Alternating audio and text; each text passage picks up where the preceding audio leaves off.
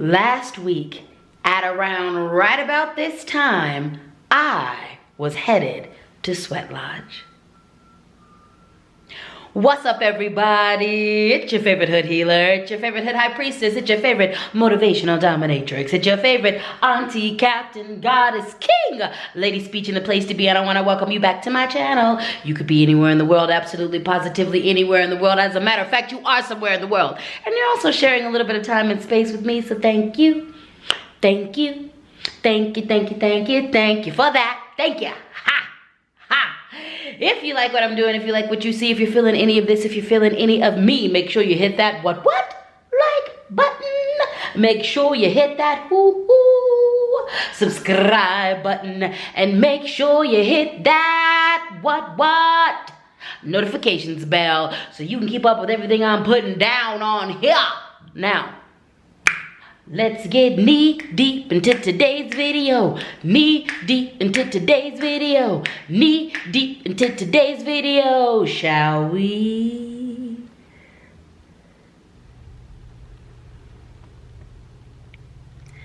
Appreciation by invitation versus cultural appropriation.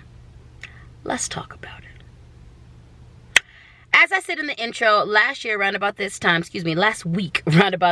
I was preparing to go to Sweat Lodge.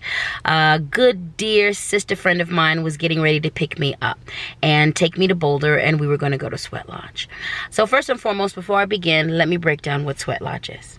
Sweat Lodge is a ritual. It is a ceremony that I was introduced to by the native indigenous people of this land, and I mean the United States of America. The tradition that I participated in last week, and most of the traditions when it comes to Sweat Lodge, when I've been to Sweat Lodge in the past, have come from the Lakota way. Okay, so Sweat Lodge is a ceremony, a ritual that involves prayer, it involves offering, it involves sacred fire, it involves hot stones, hot coals. Actually, they're not coals, they're stones.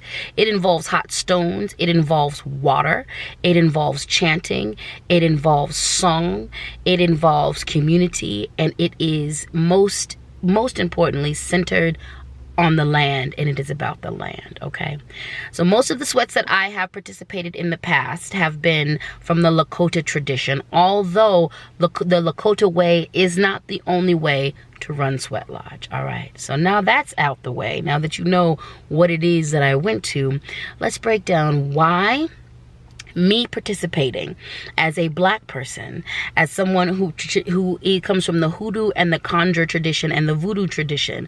Let's talk about why participating in this ceremony was not cultural or spiritual appropriation, but appreciation by invitation. Point number one, I was invited. I was given an invitation by Native American, Native Indigenous, First Nations, brothers, sisters, and siblings to attend this ceremony. As I mentioned before, this is not the first ceremony that I've attended. This is not the first Sweat Lodge, sweat ceremony that I've attended. And each and every time that I've attended ceremony, it has been at the invitation of one of my First Nations, Native Indigenous brothers and sisters who are keepers of this tradition, followers of this tradition because it is a part of their blood right lineage. I have been invited to participate in ceremony through them. I did not go looking for Sweat Lodge. When I found Sweat Lodge, when I discovered Sweat Lodge, when I discovered the presence of sweat ceremony, I did not go looking for someone to take me into Lodge. No. I waited for a sacred invitation. And it's not even I waited. I didn't wait for a sacred invitation. That's the wrong wording. I've been walking my spiritual path for well over 23 years. And because I've been walking my spiritual path for well over 23 years, I am in contact with a lot of other spiritually minded people. Some of these people come from similar or the same traditions I do, and a lot of these people do not come from the same traditions that I do. Because I have been walking my spiritual purpose and path, and because I am in connection with other people who are magic, other people who are shamans, other people who are healers, priests, priestesses, other people who are who walk their spiritual purpose and path, I have been exposed to other people's traditions. And because I am who I am, I have been able to earn these invitations to participate in other cultures' ceremonies.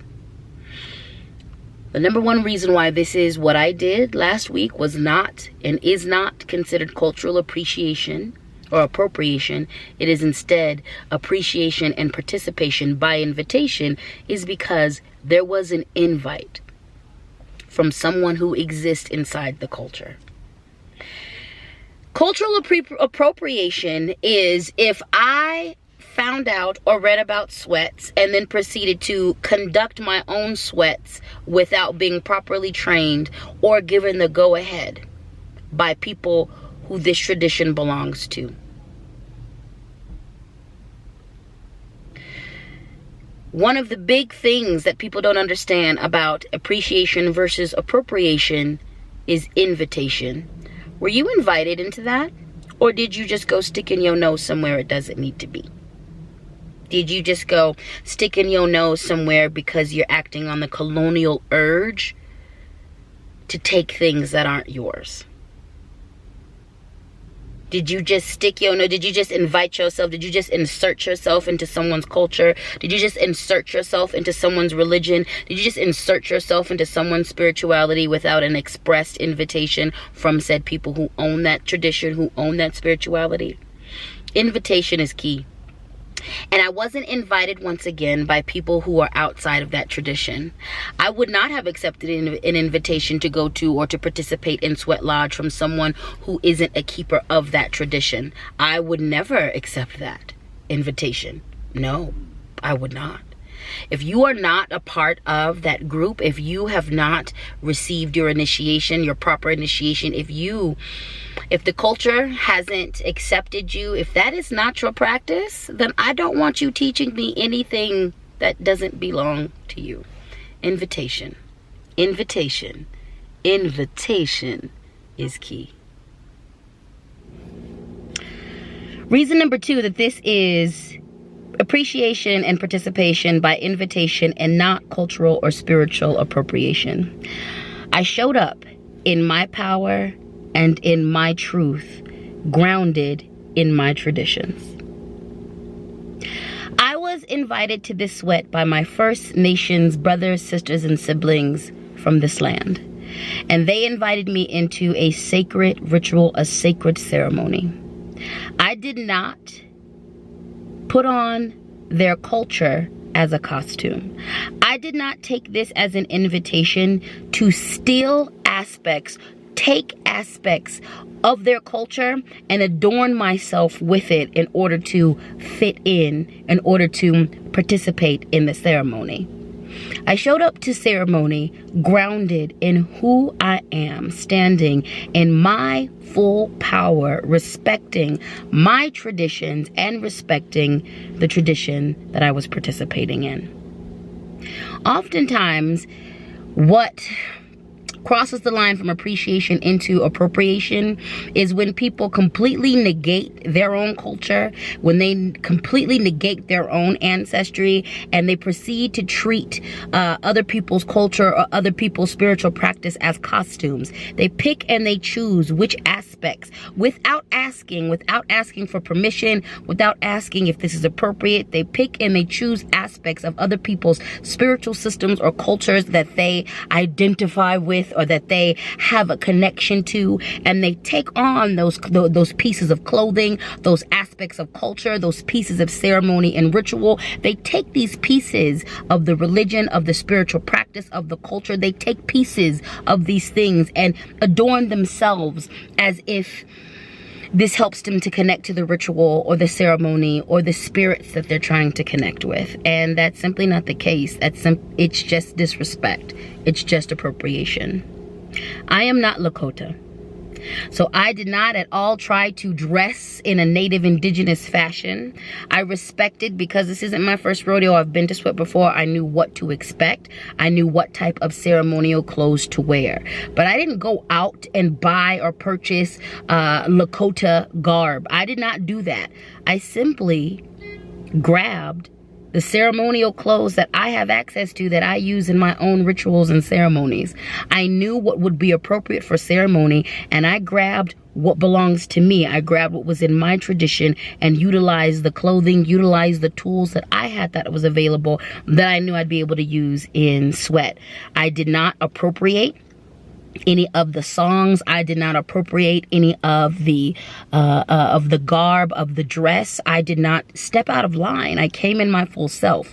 I stood in my power. I stood in my ancestry. I stood in the power of my traditions, and I lent that magic where it was appropriate and where I was able to lend that magic to the ceremony. Okay, I did not throw on someone else's culture as a costume. I did not throw on someone else's spiritual practice as a costume. I did not participate in this from a frivolous or a dress-up perspective. I took it very seriously. I respected the rules that were laid out, and I showed up in my full power, in my full essence, carrying my ancestors and standing strong in the traditions that I participate in. This is what makes this appreciation and participation by invitation, and not appropriation. And now for the last, but certainly not the least point I'm going to make in this video in regards to appreciation and participation by invitation versus cultural and spiritual appropriation. I stayed in my lane and I followed directions. I stayed in my lane and I followed directions.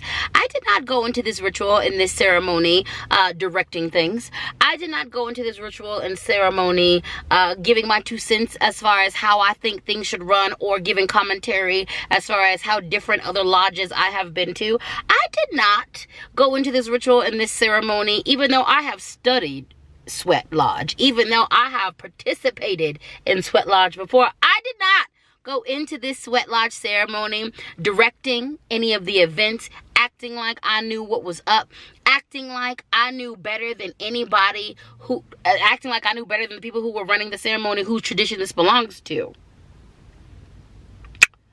I'm not an expert in their tradition. I am an invited guest. So I acted like an invited guest. I stayed in my lane and I followed directions. From other sweats, I understood that there was going to be opportunity for me to lend my voice and my medicine. So I wasn't pressed about, I wasn't showing off. I didn't need to prove that I was spiritual or worthy of being there. I knew that I had medicine to give. I had energy, I had magic to give that night, and I was going to wait for spirit. And I was going to wait for the people involved to let me know when it was appropriate for me to share this. I followed directions. Because I've been to ceremony, sweat ceremony before, I knew that there was sacred medicines that were going to be handled inside of the lodge in a certain way. I did not insert myself. I did not volunteer. I did not ask to be a handler of the sacred medicines. I did not. I stayed in my lane and I followed directions. I did not comment. I did not offer commentary or critique on how they ran the lodge as opposed to how I've been in lodges before. I stayed in my lane and I followed directions. Because I stayed in my lane, because I followed directions, because I stood in my power, because I didn't wear their culture as costume, I was asked to participate in a sacred way in the ritual and the ceremony. And I accepted. And when I participated in ceremony, when I was able to lend magic in ceremony, I did it from my place of power, grounded in my practice, grounded in my ancestry. And what that did was created a space in ritual where there was communication, where there was camaraderie, but also there was mutual healing and mutual enhancement. I stayed in my lane and I followed directions. When I was given the opportunity to handle sacred medicine and participate in ceremony, I followed directions. I did it the way I was instructed. Because of this, ceremony was a most joyful, beautiful, and wonderful experience for all that was present. I did not come into this situation acting like I knew more than the people handling the ceremony. I did not come into this situation letting my ego or my inner colonizer lead. I came into the situation grateful. Grateful that I'd been invited. Humble. Proud. Grounded.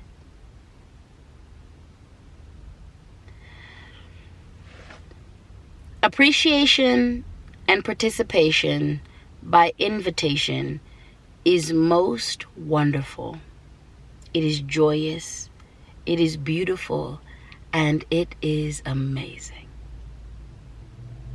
Cultural and spiritual appropriation is disrespectful.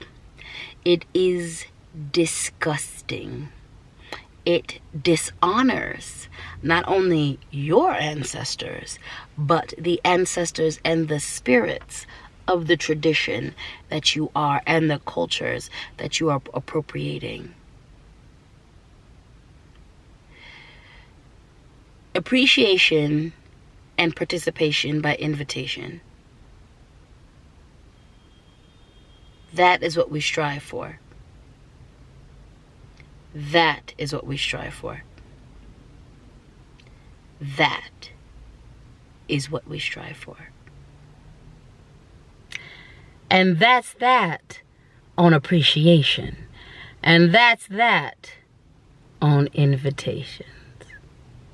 If you made it to the end of this video, gold star for you. Thank you so much for your time and your attention. That, my friends, is valuable currency. And I'm so happy, blessed, thankful, and grateful that you shared any of that with me. Now you know the drill. You know what to do. If you like what I'm doing, if you like what you see, if you're feeling any of this, if you're feeling any of me, make sure you hit that illustrious like button, you hit that magnificent subscribe button, and you hit that most wonderful notifications bell so you can keep up with all my shenanigans and happenings and all that good stuff. It is officially day 3, I believe, of Vlogmas, and I'm doing a good job so far, if I say so myself. I'm gonna go ahead and toot beat my own horn. And on that note, just in case no one has told you today, you are beautiful. You are divine.